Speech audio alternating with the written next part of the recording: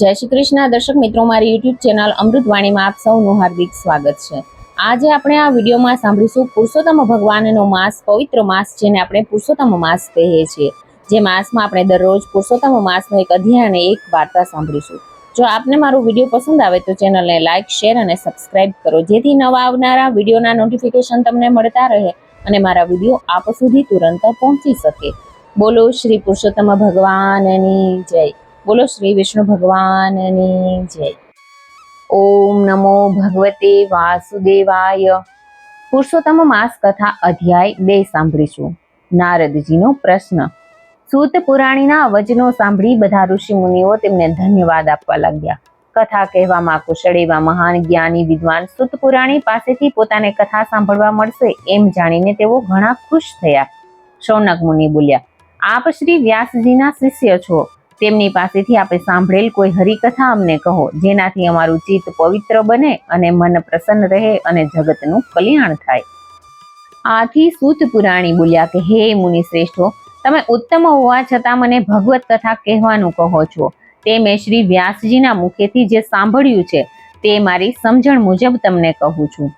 સૂતજીએ કથાનો પ્રારંભ કરતા કહ્યું, બ્રહ્માજીના પુત્ર નારદજી એકવાર અલકનંદા ગંગાજીના કિનારે આવેલા બદ્રી નારાયણ આશ્રમે પધાર્યા અને નારાયણને નમસ્કાર કરીને કહેવા લાગ્યા કે આપ સત્ય સ્વરૂપ કૃપાનિધિ છો। આ સત્યના બળે આપ જગતનું પાલન પોષણ કરી રહ્યા છો।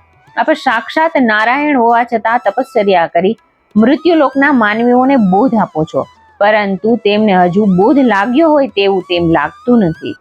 હું મૃત્યુલોકથી આવું છું, ત્યાં મેં બધા માનવીઓને મોહ માયામાં ફસાયેલા અને અસત્ય બોલતા જોયા, તો આપ એવી કોઈ કથા કે વ્રત સંભળાવો જેથી મૃત્યુલોકના માનવીઓનું કલ્યાણ થાય।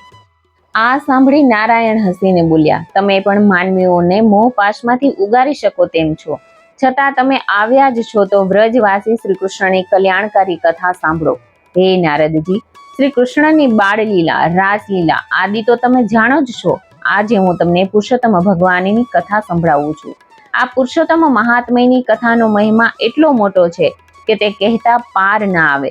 આ કથા એવી પવિત્ર અને કલ્યાણકારી છે કે તે કહેનાર અને સાંભળનાર બંનેને સુખ, શાંતિ અને મુક્તિ આપે છે। આ કથાનો મહિમા પુરુષોત્તમ માસમાં વધુ હોય છે। આથી નારદજીએ પૂછ્યું કે આ પુરુષોત્તમ ભગવાન અને પુરુષોત્તમ માસનું નામ મેં અગાઉ ક્યારેય સાંભળ્યું નથી। એ પુરુષોત્તમ ક્યાં દેવ છે? પુરુષોત્તમ એ કયો માસ છે અને તેનું મહાત્મય શું છે? એ બધું આપ મને વિસ્તારપૂર્વક કહો। સૂત પુરાણીએ કહ્યું કે હે મુનિ શ્રેષ્ઠો, નારદજીનું આ નિવેદન સાંભળીને ભગવાન નારાયણે કહ્યું કે હે નારદ, પુરુષોત્તમ એ એક મહિનાનું નામ છે। અધિષ્ઠાતા પુરુષોત્તમ ભગવાન હોવાથી માસનું નામ પુરુષોત્તમ માસ પડ્યું। આ માસમાં વ્રત, તપ અને દાન કરવાથી પુરુષોત્તમ ભગવાન સંતુષ્ટ થઈ અનંત ફળ આપે છે। આ સાંભળી નારદજીએ કહ્યું કે હે નારાયણ, મેં તો આજે જ આ નવા પુરુષોત્તમ માસ માટે સાંભળ્યું। બીજા મહિનાઓ અને તેમના સ્વામીઓ વિશે હું જાણું છું। આ નવા માસની ઉત્પત્તિ એકાએક કેવી રીતે થઈ એ વિસ્તારપૂર્વક મને જણાવો। સૂત પુરાણી બોલ્યા કે હે મુનિ શ્રેષ્ઠો, નારદજીનું આ નિવેદન સાંભળીને ભગવાન નારાયણે કહ્યું કે મૃત્યુલોકના માનવીઓ પર કૃપા કરીને પવિત્ર પુરુષોત્તમ માસના મહાત્મ્યની કથા કહેવી શરૂ કરી। તે કથા હું તમારી સમક્ષ રજૂ કરીશ। શ્રી બૃહન નારદીય પુરાણના પુરુષોત્તમ મહાત્મ્યના નારદજીનો પ્રશ્ન નામનો બીજો અધ્યાય સંપૂર્ણ। જય શ્રી।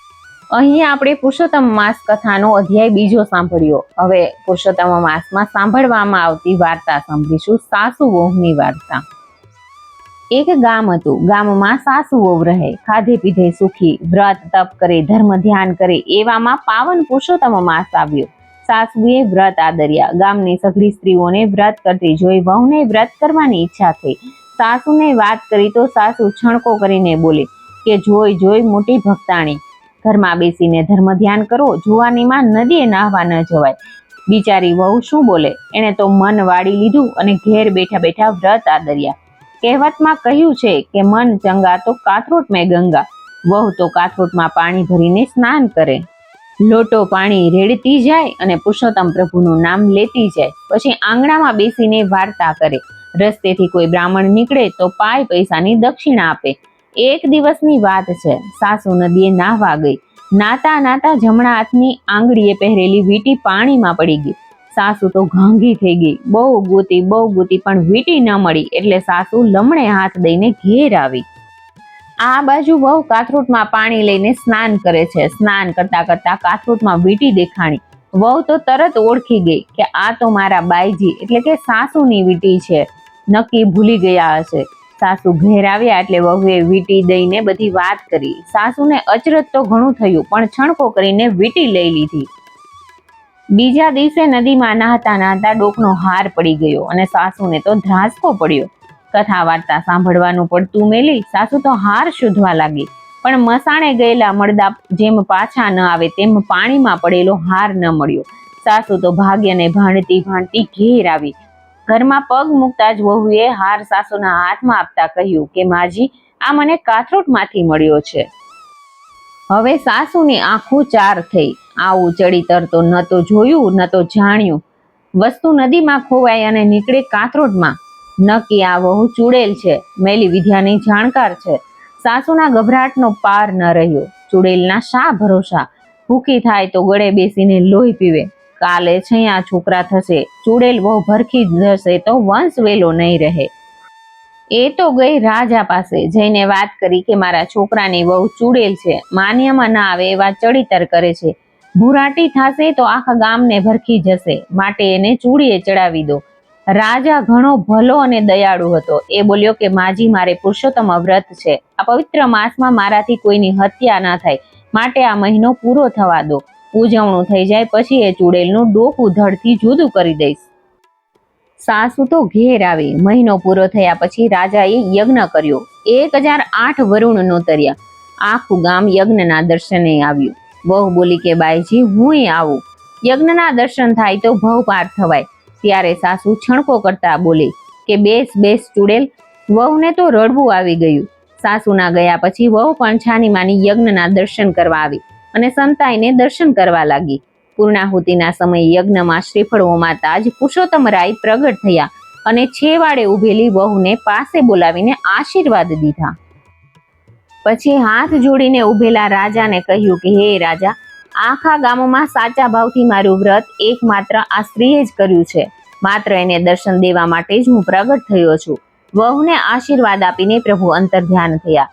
રાજા અને ગામના લોકો વહુના પગમાં પડી ગયા. રાજાએ વહુને અડધું રાજ આપ્યું.